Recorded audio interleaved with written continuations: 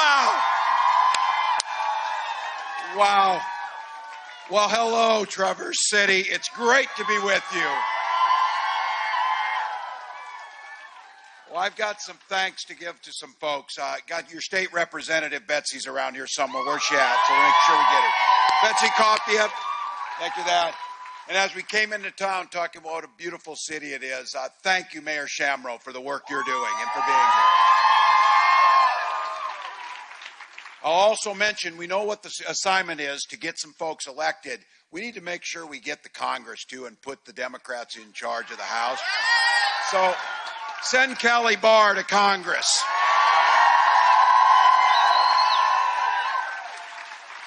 And a thank you to your very own, to Chaston and Pete. They're a treasure to this country and the work that they do. I do not know where Pete finds time to do all he does, and everything he's done is done with excellence. I didn't think I could like that guy anymore, but tonight he just warmed the heart of a geography teacher when he talked about the 45th parallel. It's amazing. And to Genevieve and all my fellow teachers who are here tonight, I want to thank you for all the work you've done. You heard me use a line where I said, don't ever underestimate a public school teacher. They just get it done.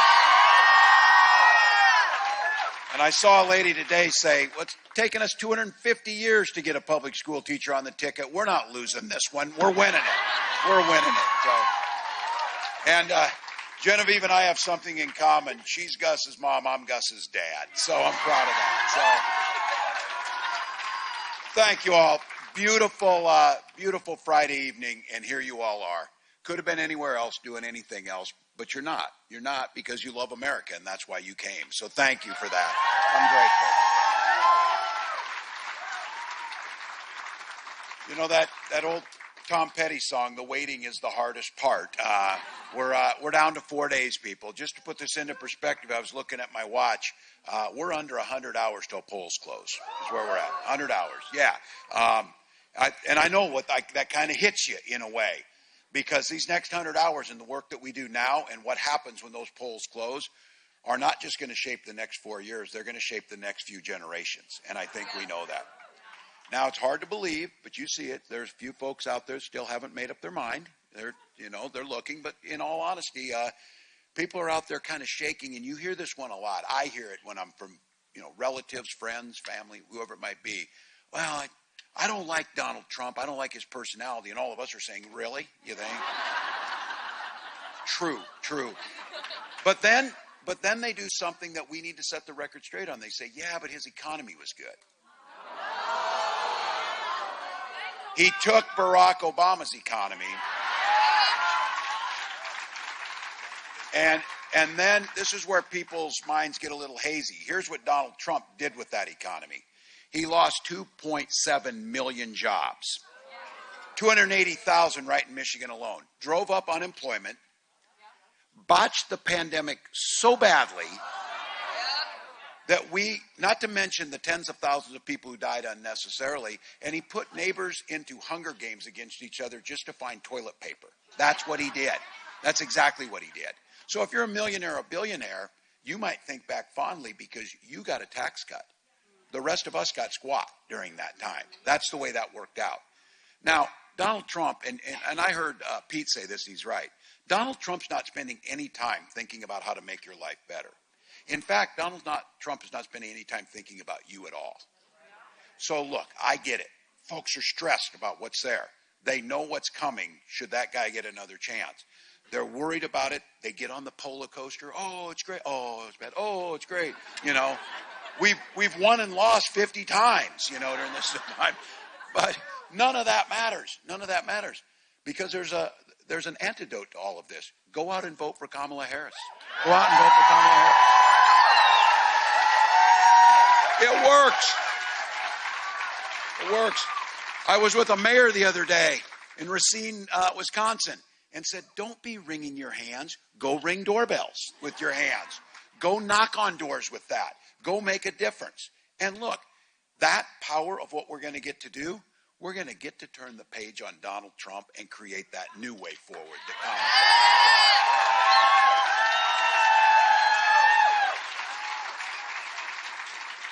Look, the facts matter. Under Kamala Harris's leadership, we've seen 400,000 more jobs created in the state of Michigan. Talking about a new way forward, you saw it, you witnessed it, the world saw it the other night as she stood in the ellipse on the National Mall with the White House behind her, the Washington Monument.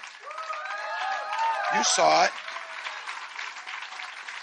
You saw what a president sounds like, a president's vision, and she made it very clear. She made a promise to all Americans that she would bring a to-do list to the White House, not an enemies list.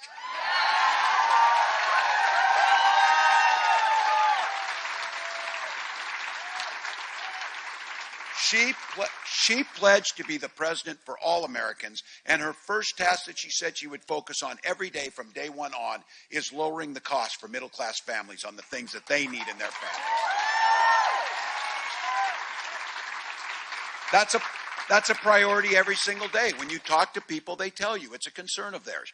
She has talked about and she will implement the first ever federal ban on price gouging. Now,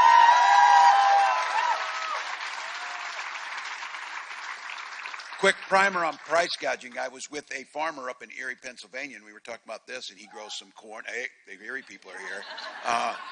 And I asked, he grows corn, potatoes, raised some cattle, but I said, so what are you getting for corn? He said, about $4.10 a bushel. I said, And I said, so when these folks tell you when food prices were cheaper, what were you getting for a bushel of corn? He said, about $4.10.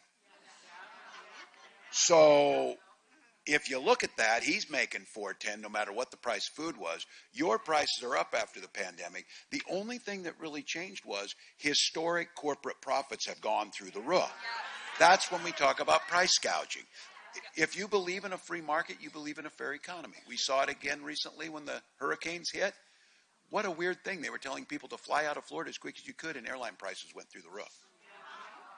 That's immoral. That's wrong. That's why 37 states have price gouging. Kamala Harris will put in a federal ban on price gouging.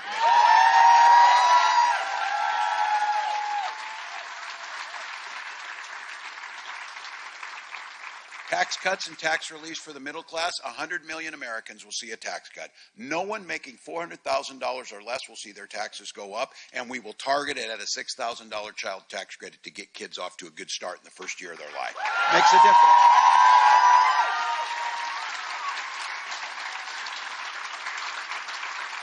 Under Kamala Harris's leadership, we finally got for seniors a cap on insulin of $35 a month for the big deal. She's talking about extending that to every American because we saw this happen in Minnesota. There was a young man named Alex Smith. He aged off his parents' insurance. What he had to do, because he didn't have the money, he started rationing his insulin, and Alex Smith died. So his mom, Nicole Smith, came to the Capitol and said, I'll never let another family go through this. And in Minnesota, we passed a $35 cap on insulin for everyone. That's how this is supposed to work. Now, give you my third example on price gouging. Before we did that $35 was costing up to $800. The real tragedy here is it costs $5 to make it, and people's lives depend upon it. The economy works best when it's fair. And in Minnesota, we have a saying, we all do better when we all do better. And that's exactly what Kamala believes. A real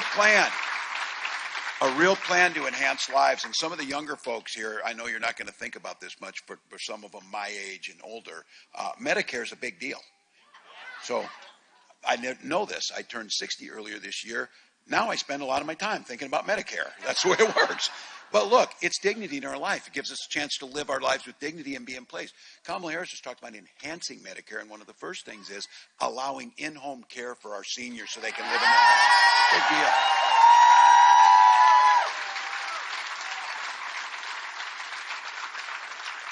Building Medicare services out to include glasses, vision, and hearing aids for our seniors. Big deal. Again, To the young people, I know what you're thinking. It's not a big deal. We got my mom a hearing aid here a few years ago. She's a lot more fun now that she can hear us. I'll just tell you that. And the idea of something that's so important to middle-class families, it's our true path to generational wealth and the thing that provides us security, making it easier to buy your first home with $25,000 down payment assistance.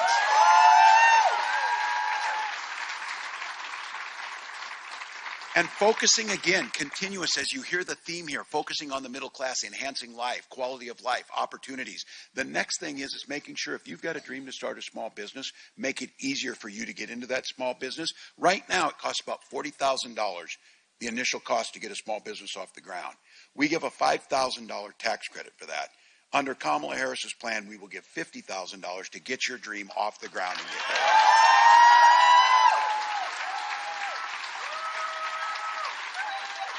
Now, that is a plan, not a concept of a plan. It is a plan. And when we get asked, because Donald Trump's plan will blow the national debt through the roof, as he did. He calls himself the king of debt. And when we got asked about how will you pay for your plan, I said, well, we'll start by having Donald pay his taxes, and that'll be a good start, which he does not do. But don't think these guys are going down without a fight, and don't think that they don't truly have a plan, because they do. And they wrote it out. It's about 900 pages, and it's Project 2025. Now, yeah, you know what? I was with Barack Obama. He said, don't boo, vote. Don't boo, vote. So there you go. But you know what? Sometimes booing is what they need, and you can boo this. So look, now they're distancing themselves. Oh, I've never seen these people ever. You know, whenever any of this happens, I've never seen them. I don't know who they are. J.D. Vance literally wrote the foreword to the book of the architect of Project 2025. Yep. Now, I've been saying this. I have never wrote the foreword to someone's book, but I'm pretty sure I'd remember it if I did. I'm pretty sure about that. But look, as a football coach, if you take the time to draw up a playbook, you're going to run the plays. They plan on running the plays. And let me tell you, this playbook is a damn nightmare for the middle class. It attacks everything that we need. First and foremost, one of the most effective things we did, and I want to thank everyone who did this. President Biden signed it into law. The vice president was there to cast the votes on these. Finally, we had an infrastructure investment that rebuilds this country. Infrastructure.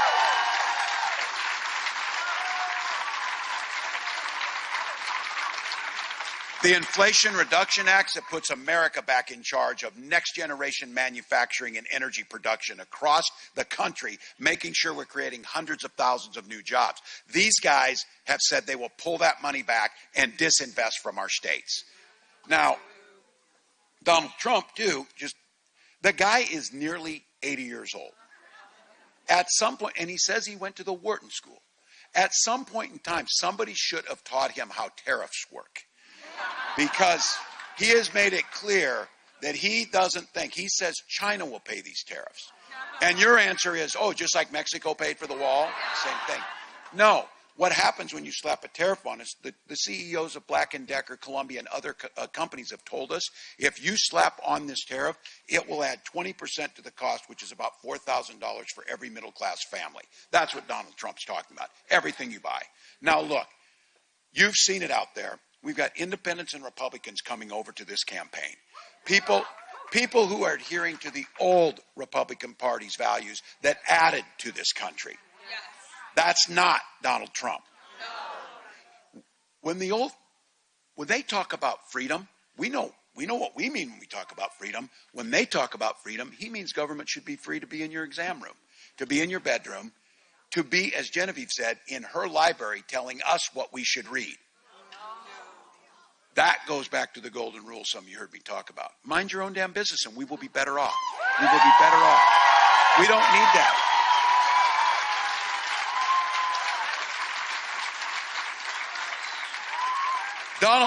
Donald did an interview a while back. It was like a 30-minute interview. And in that 30-minute interview, 11 times he volunteered and told the person why he wasn't weird. My observation in life is if you're explaining to people why you're not weird, you very well could be. Well, look, It's weird to be concerned with other people's bedrooms. It's weird to try and tell other people how their health care should be done. It's weird to try and make a case about they know what's best for you to read, watch, or whatever. When Kamala and I talk about freedom, we mean you should be free to make those decisions, not politicians. That's simple.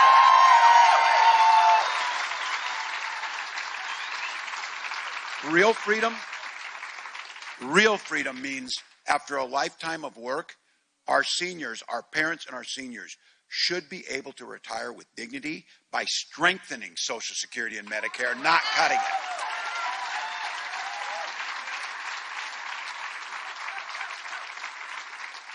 And I just want to say on this, the Vice President says things don't have to be the way they are. We don't have to be like this. And one of the things she was talking about is the freedom of our little ones to get dressed up in their best clothes and hustle off to their school to be met by dedicated teachers, to be kids and learn, and to have the freedom to not be shot dead in that classroom once they arrive. Now, as we're messaging this, as we're talking to our neighbors, I just want to be clear. I know guns. Many of you do. I'm a veteran. I'm a hunter. I'm a gun owner. Kamala is a gun owner. Both of us are protected and understand we can protect the Second Amendment while doing our first responsibility is with protecting our children's safety. We can do both.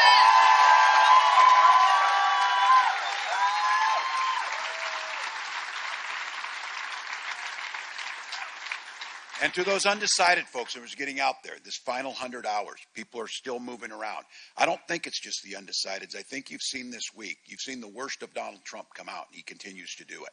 And I want to just say about this, I want to talk to the guys in this room. Think about the women in your lives who you love. Think about the people in your lives you love, women. Literally, this election, their lives are at stake on how this comes out. Donald Trump's the guy who appointed those Supreme Court justices, all three of them, who stood in front of their confirmation hearings under oath and said, oh no, Roe is settled, we won't do anything about it, and then proceeded to overturn it. Donald celebrates that and says that was on him. He is saying he is happy that those women you're thinking about in your mind right now have fewer rights than their mothers or their grandmothers had.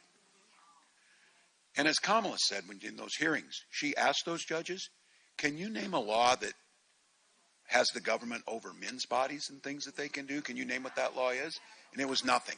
So let's be very clear about it. Because of Trump, 20 states have Trump abortion bans. He said it's a beautiful thing. The other night he said this. He said, if you're a woman, he'll be your protector.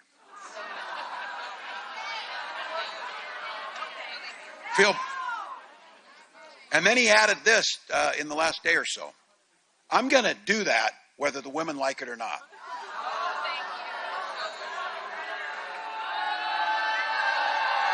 Well, I believe that's how he's lived his life, and I believe he'll continue to do it, because here's what we see now.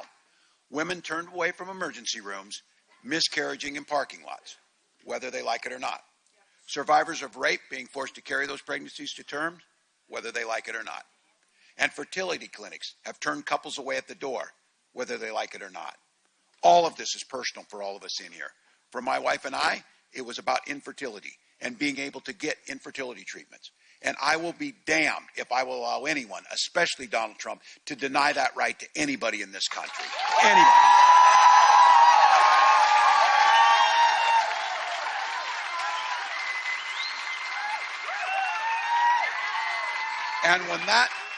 And when we pass, we take back the House, hold the Senate, and we pass a reproductive freedom bill, President Harris will sign it into law.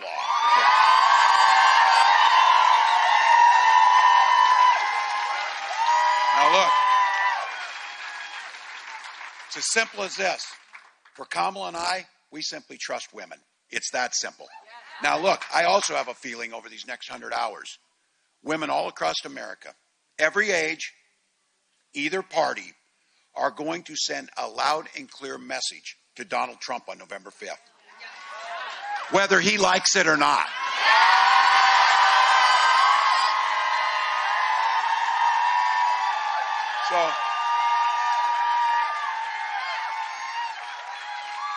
So Kamala said it.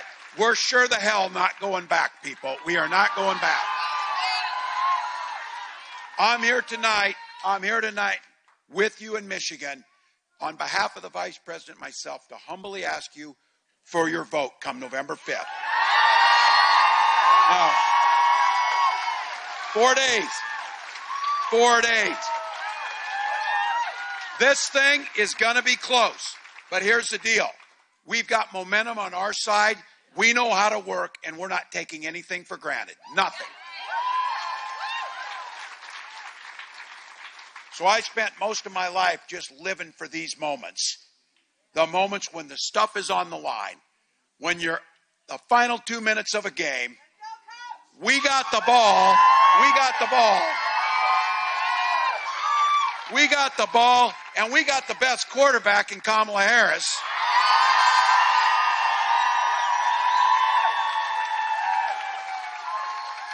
We got the best team, which is all of you.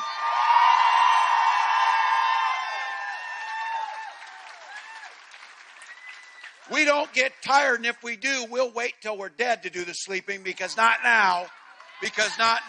Because 1 or 2 votes in the state of Michigan in each precinct could be the difference between President Harris or the nightmare we saw on the other side. That's what's there. And I guarantee you, and especially the young ones here, this will happen to you. There'll be a point where you're going to be older, and you're going to be in that rocking chair on the porch, and you're going to be rocking, and a little one's going to come up to you, and they're going to be studying in school, and they're going to say, where were you and what would you do in 2024 to protect the democracy and keep the American experiment alive? And every one of you are going to say, every damn thing I could do. Every damn thing I could do. How many have voted already? All right. How many of you can get another person to vote? There we go. Look, we can do it. If you've still got a mail-in ballot, don't put it off, people. Put it in the mailbox. Take it down to the clerk.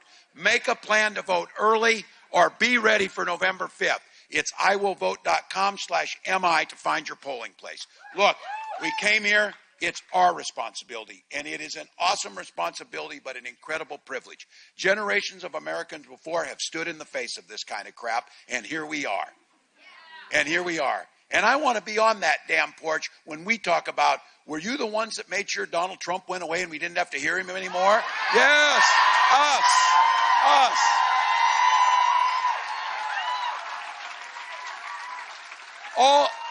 All the good things we're going to do, that's the bonus. This guy's going away. That's the bonus. So look,